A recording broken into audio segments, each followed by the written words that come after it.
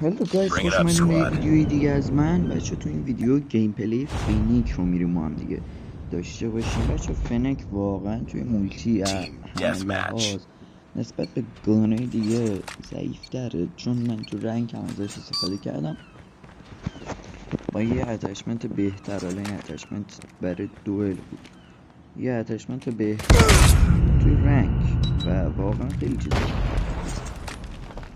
فنیک ولی توی بتل رنده میکنه. خب ولی توی مولتی من اصلا بهتون پیشنهاد استفادهشون نمیدم، که گانو به شدت مزخرف یاد من باش تونستم کیل بگیرم، ولی توی رنگ و این ور اون ور من شاید دو سه بار بمیرم یا ببازیم کلن که کلت نجاتم داد، همون کلت دوبراو که دوتایی تون تون تیم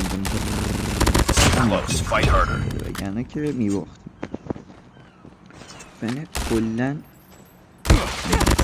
لحاظش بده، فقط فای ریتش نسبت به بیشتر گانا یه کمکی بهتره، ولی گانی نیست که بخواد رضایت بخشتون کنه. حالا چند تا SMG دیگه گذاشتم روی تبدیل ببینید اونا رو با فنیک مقایسه کنید. تازه یارم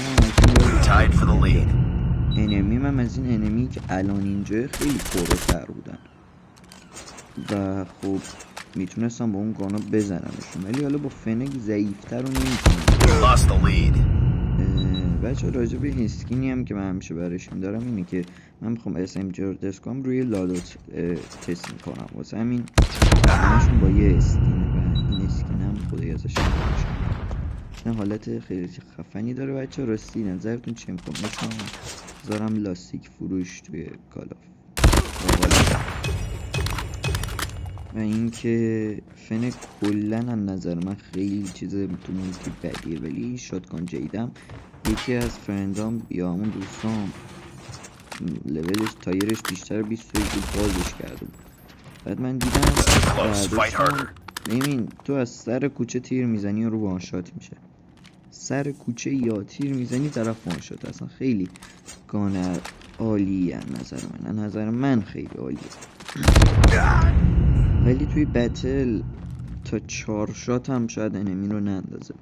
حالا براتون گیم پلی بتلش رو حتما میذارم که فقط با همون با همون شاتگانه، کلا با همون شاتگانه. بچه اینجا چند بارم خط اومدم بگیرم نبازم، ولی در هر صورت دیگه فنیک کاریش نمیشه.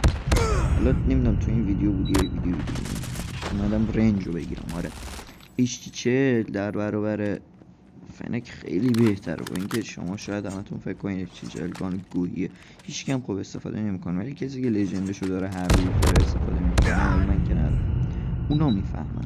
منم خودم الان عادیشو استفاده میکنم، اپیکشو دارم ولی من عادیشو استفاده میکنم، اونا میفهمن که ایش چیه.